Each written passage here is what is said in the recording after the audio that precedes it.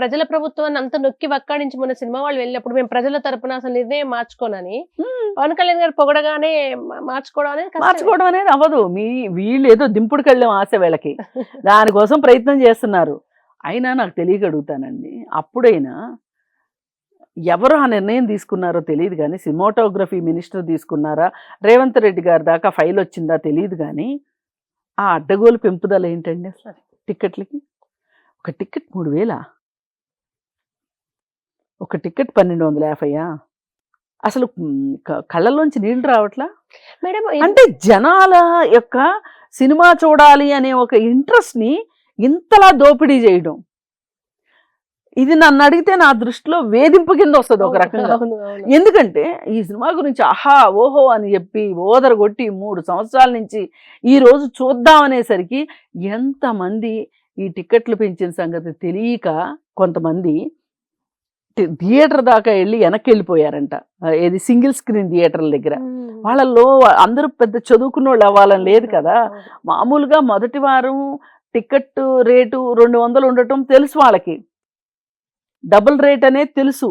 కానీ మరి ఇంత 350 రూపీస్ సింగిల్ స్క్రీన్లో, ఒక సింగిల్ స్క్రీన్లో సినిమాకి వెళ్ళగలిగే వాళ్ళకి 300 రూపాయలంటే 350 రూపాయలంటే ఇంట్లో అందరూ సినిమా చూడొచ్చు.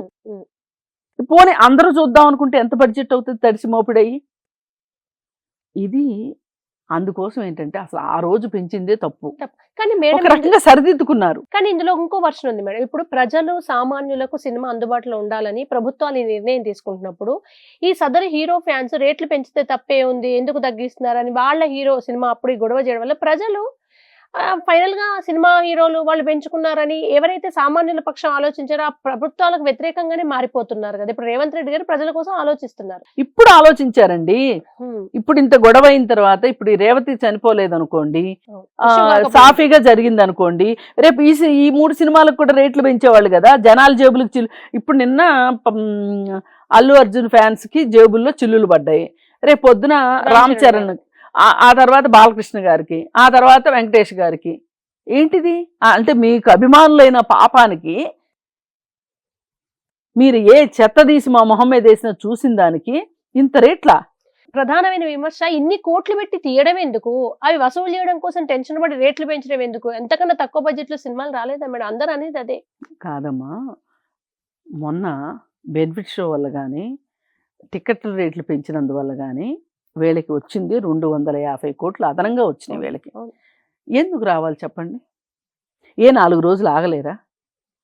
1 ఇయర్ పాటు ఓటీటీకి అమ్మమని పెట్టుకోండి, జనాలు చూస్తారా లేదా?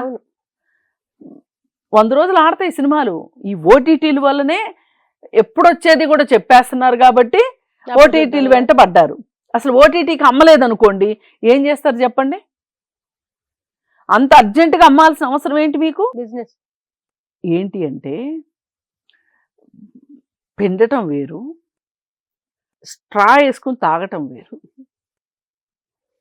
సిరంజి తోటి మన బ్లడ్ తీస్తారు, అలా కాకుండా స్ట్రా వేసారనుకోండి ఏంటి పరిస్థితి? అవును అవును. ఎందుకు చెయ్యాలి ఇట్లా? సామాన్య ప్రజలతోటి ఇట్లా ఎందుకు ఆడుకోవాలి? ఇలాంటివి ఏవి ఇక్కడ ఏమీ చర్చ రాకోకుండా ఈ బాహుబలి సినిమా అప్పటి నుంచి చూస్తున్నాం ఈ టికెట్ రేట్లు పెంపు. ఈ బాహుబలి సినిమా అప్పటి నుంచి మీరు డబ్బులు పోగేసుకున్నారు ఒక రకంగా. పాన్ ఇండియా సినిమా అని, ఆ స్టార్ అని, ఈ స్టార్ అని, అద్దని ఇద్దని ఎన్నో ఓదరగొట్టేశారు.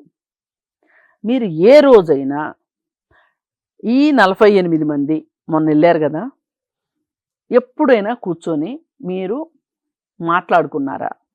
అసలు సినిమా ఇండస్ట్రీలో ఐక్యత ఉందా? ఆ ఐక్యత ఉంటే గనక రేవంత్ రెడ్డి గారు మిమ్మల్ని ఇంత ఫుట్బాల్ ఆడుకునేవాడా? ఏమిటి నాకు తెలియక అడుగుతా. ఒక మనిషి ప్రాణం చాలా విలువైందే కాదనట్లా. మరి చిరంజీవి గారి సినిమా తొక్కిసలాటప్పుడు 4 చనిపోయారు.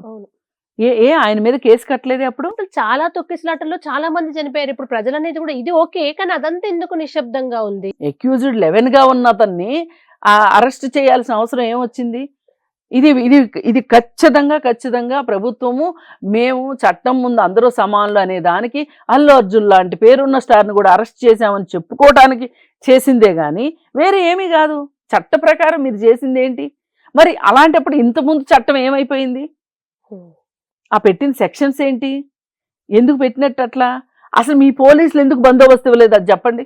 అందరూ ఇవ్వనన్నారు, ఒక వాదన ఉంది మేడం. బయలుదేరగానే మీకు ఇక్కడ అలో లేదండి అని వాపస్ పంపిస్తే పంపిస్తే అయిపోయేది. అయిపోయేది. అది కూడా కాదు, ఇప్పుడు మేము ఉద్యమాలు చేస్తుంటాం కదా, ఉమ్, లగచర్ల ఉద్యమమో లేకపోతే ఇంకోటో ఉద్యమాలు చేసేటప్పుడు మేము అక్కడికి రావద్దు అని అనుకుంటే ఇంటికి వచ్చి అరెస్ట్ చేస్తున్నారు, హౌస్ అరెస్ట్ చేస్తున్నారు. ముందస్తు అరెస్ట్ చేసి స్టేషన్కి తీసుకెళ్లడం ఒక పద్ధతి, ఉమ్, లేదు ఇంట్లోనే ఉంచి వాళ్ళు ఉండని బయట వచ్చి ఇబ్బంది. కుర్చీ వేసి కూర్చొని అవును, మీరు బయటకు వెళ్ళడానికి వీల్లేదని చెప్పి ఇంట్లో కూర్చోబెడుతున్నారు. అవును. అలా ఎందుకు అల్లు అర్జున్ని కూర్చోబెట్టలేదు? మీరు బందోబస్తు ఇవ్వదలుచుకున్నప్పుడు ఉమ్, అక్కడే పెద్ద లోపం జరిగింది. జరిగింది. అవును. అది కప్పి పెట్టుకుంటానికి రేవంత్ రెడ్డి గారు ఇలా మాట్లాడితే అసలు ఈ 3 సినిమాలు రిలీజ్ అయ్యే పరిస్థితి లేదు అనుకోండి. ఇప్పుడు ఉమ్. అప్పుడు కూడా వీళ్ళు ఇలానే మాట్లాడేవాళ్ళ? అవును, సినిమా అంతా ఒకటే అయ్యేది. అంతా ఒకటయ్యేది. ఇప్పుడు కూడా ఒకటైనట్టు యాక్షన్ చేస్తున్నారు కానీ ఒకటి కాదు. ఒకటి ఈ విషయం మీద కావట్లేదు. మంచిగా రేవంత్ రెడ్డి గారి దగ్గరికి వెళ్ళి బయటకు వచ్చాక కూడా లేదు లేదు ఇది చాలా చిన్న విషయం, మాకు రేవంత్ గారు చాలా పెద్ద పెద్ద అంశాల మీద చెప్పారు అనే కవర్ చేసుకుంటున్నారు. అవును, ఇప్పుడే పెద్ద విషయాలు మాట్లాడుకునేది ఇప్పుడే. ఈ ఇంత పెద్ద జరిగిన తర్వాత, వ్యవహారం జరిగిన తర్వాత, మీ సినిమా ఇండస్ట్రీలో ఒక మనిషిని అరెస్ట్ చేసి తీసుకెళ్ళిన తర్వాత, ఒక టెర్రరిస్ట్నో ఒక హంతకుడినో అరెస్ట్ చేసి తీసుకెళ్ళిన తర్వాత మీరు ఇంత కూల్గా వెళ్ళి మాట్లాడుకుంటారా? అసలు దిల్ రాజు ఏం చేశాడు చెప్పండి? ఎన్ని రోజుల తర్వాత అమెరికా వెళ్ళాడు? అసలు అమెరికా వెళ్ళాల్సిన పని ఏంటి? అమెరికా వెళ్ళాల్సిన పని ఏంటండి? ఇక్కడ ఇంత పరిస్థితి ఉంది. ఇప్పుడు రేవంత్ రెడ్డి గారు చెప్పిన ప్రకారం చూస్తే ఇక్కడ భూమి బదలైపోయేటట్లుంది పరిస్థితి. అవును. మరి అలాంటప్పుడు మీరు వెళ్ళడం ఏంటి? ఎందుకు వెళ్ళారు మీరు? అసలు మీరు ఇక్కడ ఉండి పరిస్థితి చక్కదిద్దొచ్చు కదా. వాళ్ళ నాన్నతో మీరు ఏమైనా మాట్లాడారా? లేకపోతే వాళ్ళ ఇంటికి వెళ్ళి చూసొచ్చారా, పరామర్శించారా? చివరికి ఏంటి, సీఎం గారు చెప్పారు కాబట్టి నేను అప్పుడు వెళ్ళాడు ఆయన హాస్పిటల్కి. ఉమ్, అంటే వీళ్ళ దృష్టిలో ఒక అభిమానుల కుటుంబానికి సంబంధించి వీళ్ళు ఇచ్చే విలువ ఇది.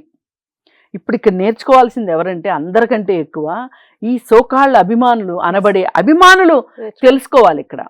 ఈ ఈ మొత్తం దీంట్లో ఏది ఏమైనప్పటికీ పవన్ కళ్యాణ్ గారు ఇప్పుడు వచ్చి ఆలస్యంగా వచ్చినా సరే, లేట్గా వచ్చినా లేటెస్ట్గా వచ్చారన్నట్లుగా ఏమీ లేకుండా లేటుగా వచ్చి సర్ది వార్తలే చెప్పారు కాబట్టి ఆయన కూడా ఎంతో కొంత చిరంజీవి గారి అబ్బాయి కోసం ఒక వేయటానికే వచ్చారనుకోవాల్సిందే తప్పితే వేరేగా అనుకోవటానికి లేదు. పైగా అల్లు అర్జున్ తోటి నాకు పగ ఉన్నది అని చెప్పకుండా చెప్పి వెళ్ళారు. అంతకంటే వేరే ఏమీ లేదు. నేనేం మర్చిపోలేదు అబ్బాయి ఆ ఘటన అని చెప్పి గుర్తు చేసి వెళ్ళారు. ఈరోజు నిజంగా ఆలోచిస్తే అరవింద్, అల్లు అర్జున్ ఒంటరి,